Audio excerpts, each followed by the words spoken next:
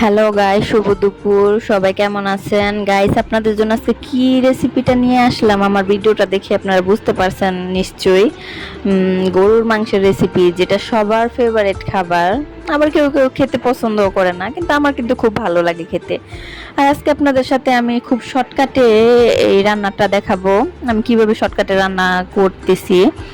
মশলা খুব কম দিয়ে, যারা মশলা খেতে পছন্দ করেন না তারা আমার এই রেসিপিটা দেখে শিখে নিতে পারেন। আমি প্রথমে দিয়ে নিয়েছি তেল, তারপর দিয়ে নিয়েছি পেঁয়াজ, আদা বাটা, রসুন বাটা, জিরে বাটা, ধনে বাটা, স্বাদ মতো লবণ দিয়ে আমি এটাকে ভালোভাবে কষিয়ে নিব।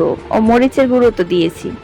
তারপর আমি সেটাকে গরুর মাংসটা দিয়ে দিব। গরুর মাংসটা দিয়ে আমি নাড়াচাড়া দিয়ে নিব, খুব ভালোভাবে কষিয়ে নিব।